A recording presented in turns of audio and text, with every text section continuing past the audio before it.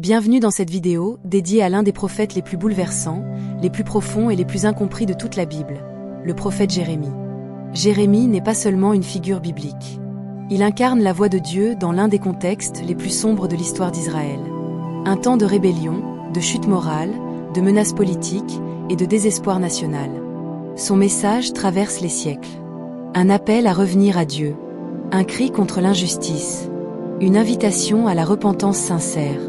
Mais surtout, une révélation bouleversante du cœur de Dieu, rempli d'amour, de compassion et de douleur face au péché de son peuple. Dans cette vidéo, nous allons retracer les origines et l'appel de Jérémie, sa mission prophétique, les souffrances qu'il a traversées, le message puissant qu'il a porté, les symboles et actes prophétiques qu'il a réalisés, le contexte politique de son temps, les persécutions qu'il a subies, les enseignements spirituels qui nous touchent encore aujourd'hui, et l'espérance finale qu'il annonce. Prépare-toi pour un voyage profond, riche et inspirant. Un voyage à travers la vie d'un homme qui a pleuré pour son peuple. Un homme qui a osé parler, même quand personne ne voulait l'entendre. Un homme qui a porté le surnom bouleversant, le prophète aux larmes. Le contexte historique, un monde en crise. Pour comprendre Jérémie, il est essentiel de comprendre son époque.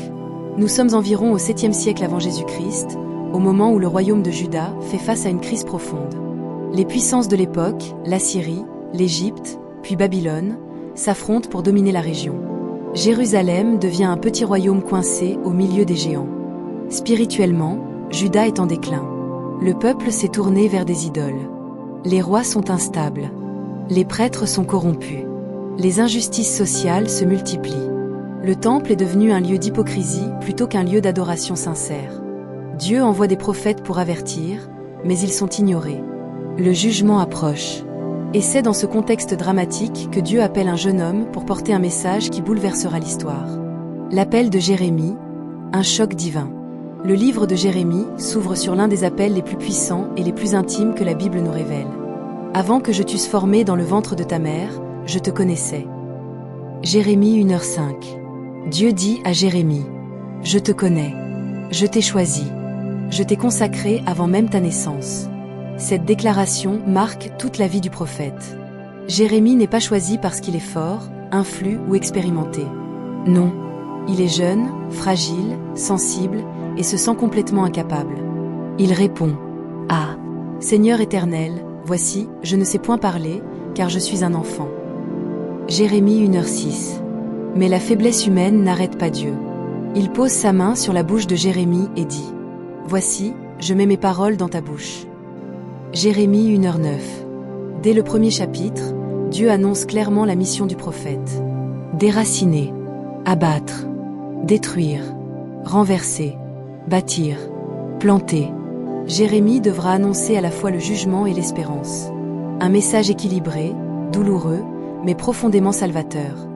Les premières visions, l'amendement et la menace. Dieu donne à Jérémie deux visions fondatrices.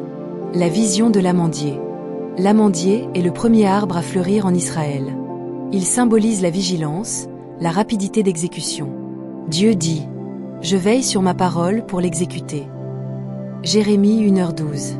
C'est une manière d'annoncer que les avertissements prophétiques ne seront pas simplement des mots, mais des réalités. La vision de la marmite bouillante. Jérémie voit une marmite qui se renverse du nord. Dieu explique, « Du nord se répandra le malheur sur tous les habitants du pays. » Jérémie 1h14. Cette image annonce clairement l'invasion à venir, celle des Babyloniens. Dès l'appel, Jérémie sait que sa mission sera difficile, dangereuse et incomprise. Le message de Jérémie, un appel au cœur. Tout au long de son ministère, Jérémie ne cesse d'appeler le peuple à revenir à Dieu. Son message principal peut être résumé en 3 axes. La dénonciation du péché. Jérémie dénonce l'idolâtrie, l'injustice, les faux prophètes, l'hypocrisie religieuse, la corruption des rois, le manque de compassion envers les pauvres. Il dit au peuple que leurs rituels ne suffisent pas. Ce que Dieu veut, c'est un cœur vrai. Ils m'honorent de leurs lèvres, mais leur cœur est éloigné de moi. Même le temple, symbole de la présence de Dieu, est devenu une illusion de sécurité. Les gens disent « le temple de l'Éternel ». Le temple de l'Éternel. mais ils vivent dans le péché. L'appel à la repentance. Jérémie est le prophète qui répète sans cesse: revenez à moi. Détournez-vous du mal. Cherchez-moi de tout votre cœur. Il annonce un jugement non par plaisir, mais par amour. Car Dieu aime trop son peuple pour le laisser se perdre. La douleur de Dieu. L'un des aspects les plus uniques du livre de Jérémie est la manière dont il révèle la sensibilité du cœur de Dieu. Dans plusieurs passages, c'est Dieu lui-même qui exprime sa souffrance. Mon cœur souffre au-dedans de moi. Je voudrais vous guérir. Pourquoi ne revenez-vous pas vers moi? Le livre de Jérémie montre un Dieu qui ne se contente pas de juger. Il pleure, il supplie, il attend, et il espère toujours le retour de ses enfants. Le prophète aux larmes, une mission douloureuse. Jérémie n'a pas seulement transmis un message de douleur. Il l'a porté. Sa vie entière a été marquée par les larmes, le rejet, la solitude et la souffrance. Il dit: ah, si ma tête était remplie d'eau, si mes yeux étaient une source de larmes, je pleurerais jour et nuit. Jérémie 9h01. Contrairement à Jonas, qui ne voulait pas que Ninive soit sauvée, ou Élie, qui a confronté les prophètes de Baal avec puissance, Jérémie est profondément sensible. Il ressent la peine de Dieu. Il ressent la douleur du peuple. Il ressent le poids du message. C'est ce qui lui vaut ce surnom, le prophète qui pleure. Mais ces larmes ne sont pas un signe de faiblesse. Elles révèlent un cœur aligné avec le cœur de Dieu. Les rois du temps de Jérémie. Lutte politique et spirituelle. Le ministère de Jérémie traverse les règnes de plusieurs rois importants. Josia, un bon roi, réformateur.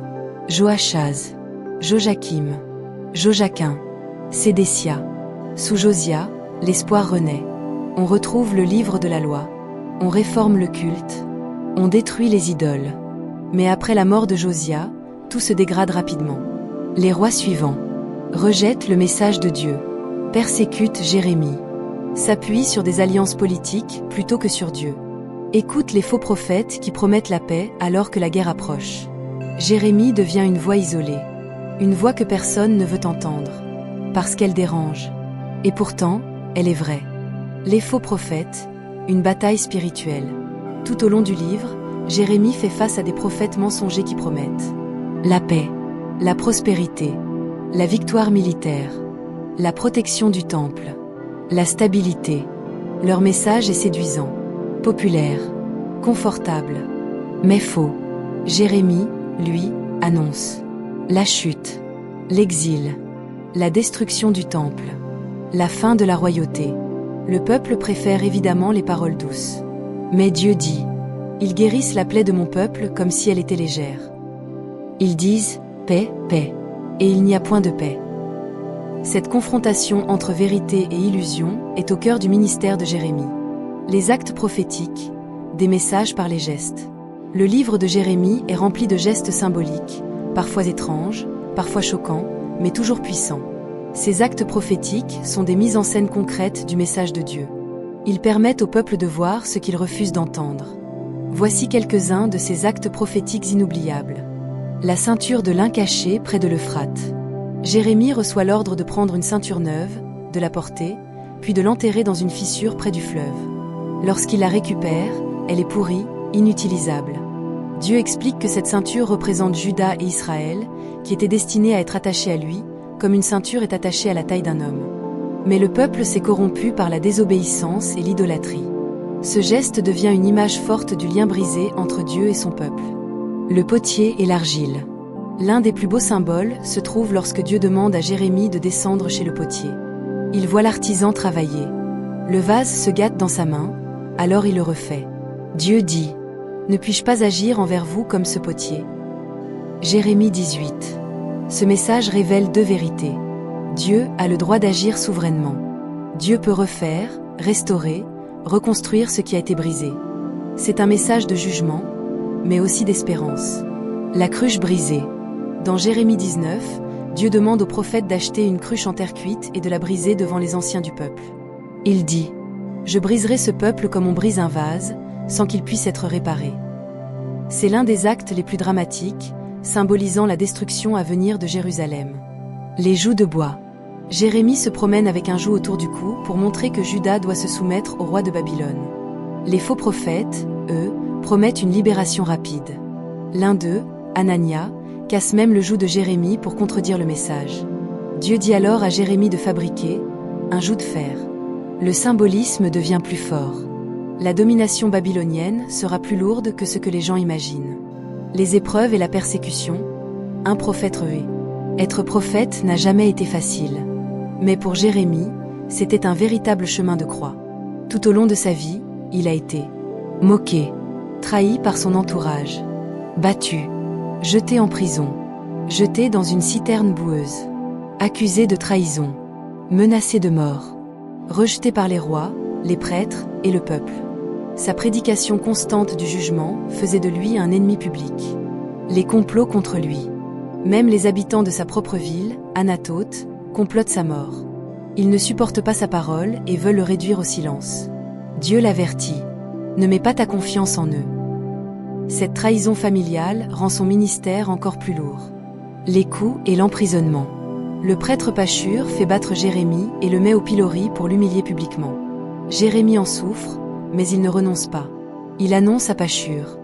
Dieu t'appelle désormais Magor Missabib, c'est-à-dire terreur de tous côtés. La fosse boueuse. L'un des moments les plus dramatiques est lorsqu'on jette Jérémie dans une citerne remplie de boue. Il enfonce. Il glisse. Il risque de mourir de faim, seul, dans cette obscurité totale. Il sera finalement secouru grâce à un étranger, Ebed-Mélec, un eunuque éthiopien, que Dieu promet de protéger. Ce passage montre que parfois, l'aide divine vient d'endroits inattendus. La solitude profonde. Jérémie n'a pas le droit de se marier. Il vit seul. Il marche seul. Il souffre seul. Son ministère est marqué par une profonde solitude émotionnelle et spirituelle. Il confesse à Dieu. Pourquoi ma douleur est-elle continuelle? Tu m'as séduit, Éternel, et je me suis laissé séduire. Ces paroles révèlent un prophète sincère, humain, vulnérable, qui se bat lui-même avec le poids de sa mission. La lettre aux exilés, un message d'espoir dans l'épreuve. Lorsque Babylone déporte une partie de la population, de nombreux faux prophètes affirment que l'exil sera court. Mais Jérémie envoie une lettre aux exilés, Jérémie 29, dans laquelle il dit « Construisez des maisons, plantez des jardins, ayez des enfants, travaillez à la paix de la ville. Ne vous laissez pas tromper. L'exil durera 70 ans. » Et il leur transmet l'un des versets les plus connus de la Bible. « Car je connais les projets que j'ai formés sur vous.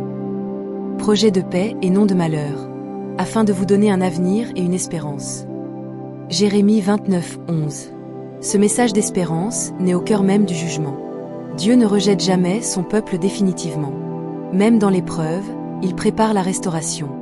Les prophéties sur la Nouvelle Alliance, un message unique dans tout l'Ancien Testament. Jérémie annonce quelque chose de révolutionnaire. La Nouvelle Alliance. Une alliance différente de celle du Sinaï.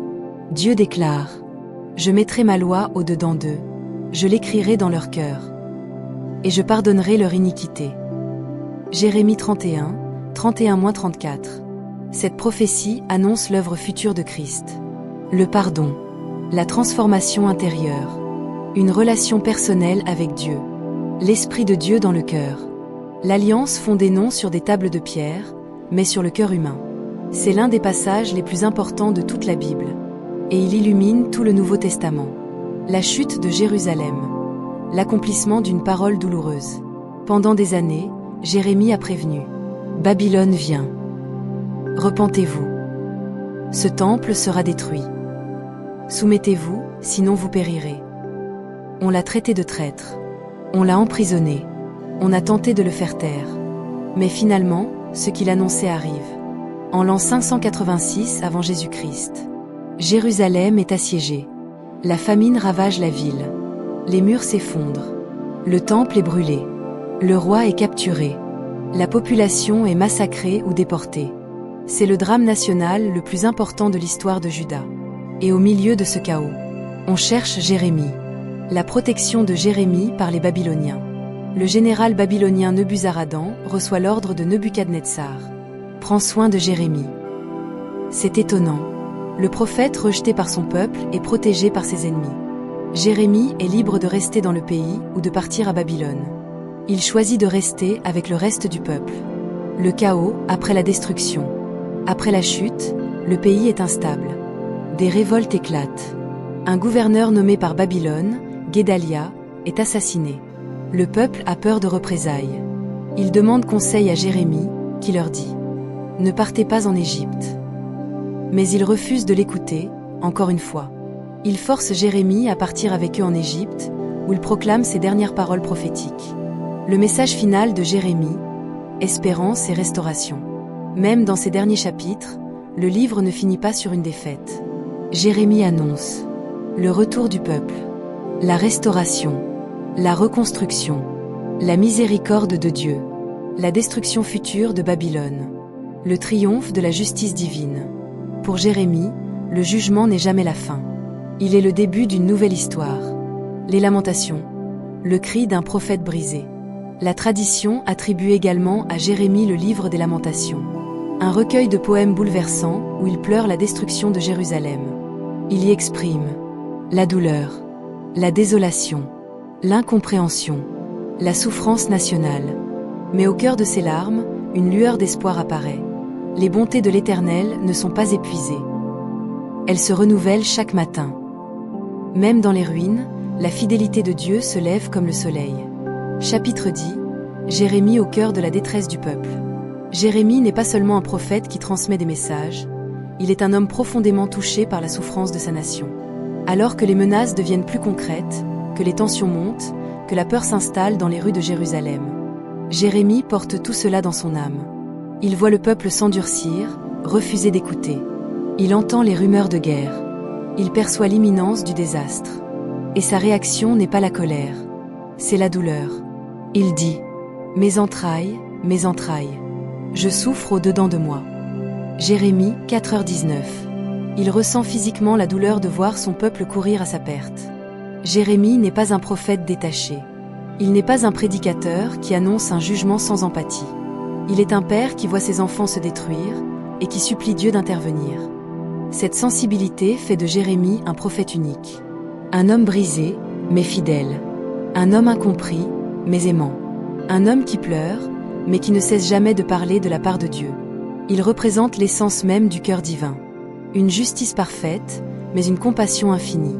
Chapitre 11. Les complots contre Jérémie. Plus Jérémie parle, plus le peuple se retourne contre lui. Un jour, il découvre même que des gens de sa propre ville, Anathoth, son village natal, projettent de le faire assassiner. Oui, ses propres voisins, ses amis d'enfance, des gens qui l'ont vu grandir. Ils disent « Ne prophétise plus au nom de l'Éternel, ou tu mourras ». Jérémie est trahi. Il est accusé de trahir son pays. On l'humilie. On le ridiculise. On veut le faire taire. Et pourtant, il ne se défend pas. Il se tourne vers Dieu et dit simplement « C'est à toi que j'ai remis ma cause ».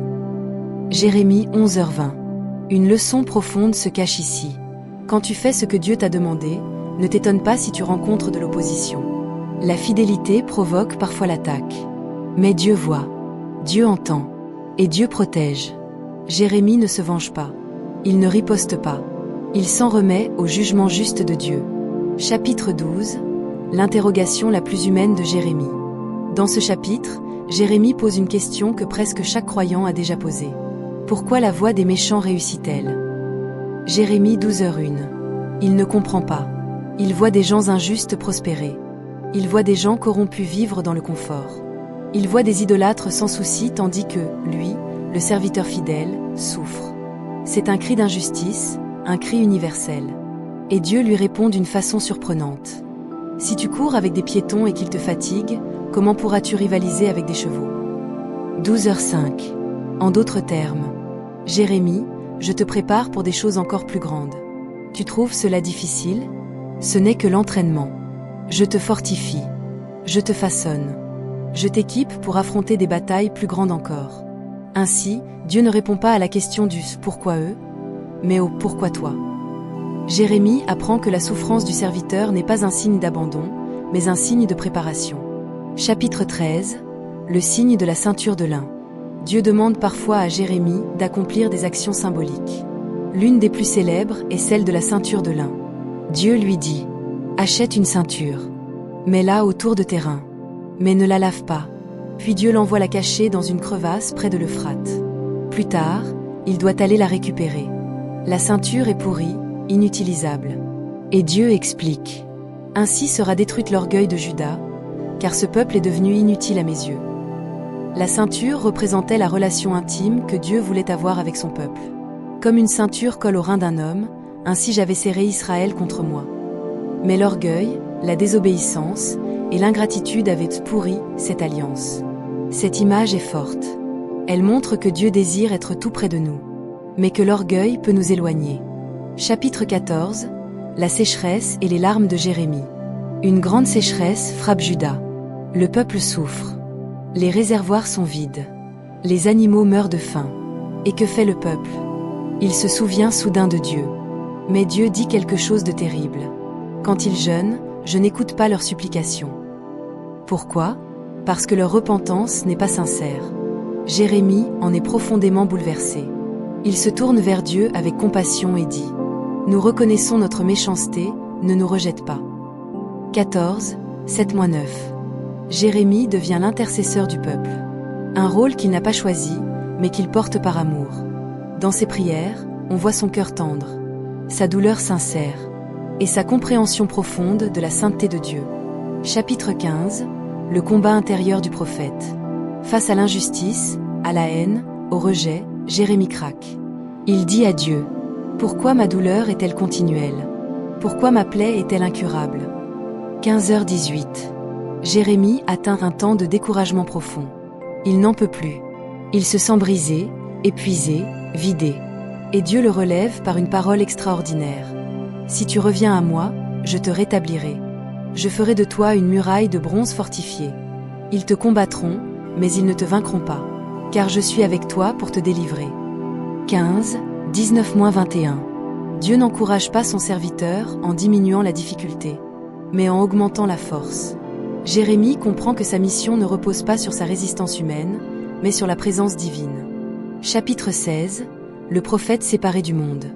Dieu ordonne à Jérémie de ne pas se marier, de ne pas avoir d'enfants, de ne pas participer aux fêtes, de ne pas aller aux funérailles. Pourquoi? Parce que son mode de vie devait être un message prophétique. Son célibat annonçait la destruction à venir. Son isolement annonçait le jugement. Son abstinence des célébrations montrait la gravité des temps. Jérémie devient un signe vivant. Son existence entière devient un message ambulant. C'est l'un des sacrifices les plus lourds du ministère prophétique. Il donne tout. Sa jeunesse, son avenir, son confort, ses relations, ses désirs personnels. Pour obéir à Dieu. Chapitre 17. Un message éternel sur la confiance en Dieu. Ici, Jérémie prononce l'un des plus beaux passages de toute la Bible. Maudit soit l'homme qui se confie dans l'homme. Béni soit l'homme qui se confie en l'Éternel. Il est comme un arbre planté près des eaux. Il ne craint pas la chaleur. Il porte toujours du fruit. 17, 5-8. Cette image est majestueuse. Le croyant qui s'appuie sur Dieu est comme un arbre. Profond, stable, verdoyant, résistant, fructueux, inébranlable. Jérémie enseigne que la confiance en Dieu n'est pas un concept, mais une source de vie. Chapitre 18. Le potier, la plus célèbre parabole de Jérémie. Dieu envoie Jérémie dans la maison du potier. Il observe l'artisan travailler l'argile. Le vase se déforme. Le potier le défait, puis le refait, selon sa volonté. Et Dieu dit: Ne puis-je pas agir envers vous comme ce potier, maison d'Israël? L'image est puissante. Dieu est le potier. Nous sommes l'argile. L'argile ne se façonne pas elle-même. Elle ne décide pas de sa forme. Elle ne contrôle ni sa taille, ni sa fonction, ni sa beauté. Mais entre les mains du potier, elle devient quelque chose de précieux. Jérémie comprend que la soumission à Dieu n'est pas une faiblesse, mais la voie vers la plus belle destinée. Chapitre 19. Le vase brisé, la gravité du jugement. Après le vase façonné, il y a le vase brisé. Dieu ordonne à Jérémie de casser un vase en terre cuite devant les anciens d'Israël. Il proclame: Je briserai ce peuple comme on brise un vase de potier, et il ne pourra plus être réparé. Ce geste symbolise l'irréversibilité du jugement à venir. Le péché a des conséquences. La désobéissance persistante finit par fermer des portes. Il y a un temps pour la patience, et un temps pour la justice. Chapitre 20. Jérémie emprisonné et humilié. Pashur, surveillant en chef du temple, fait battre Jérémie et l'enferme au couloir des lamentations. En sortant, Jérémie annonce un jugement contre lui. Mais ensuite, dans la solitude, Jérémie se laisse aller à ses émotions les plus profondes. Il dit : « Tu m'as séduit, Éternel, et j'ai été séduit. Ta parole est en moi comme un feu brûlant. Je suis las de la retenir. » Puis il ajoute : « Maudit soit le jour où je suis né. » Ce chapitre révèle toute l'humanité du prophète. Un homme, passionné, brûlé de zèle, mais profondément blessé, fragile, fatigué, découragé, incompris. Et pourtant, il continue. Pourquoi ? Parce que la parole de Dieu brûle en lui.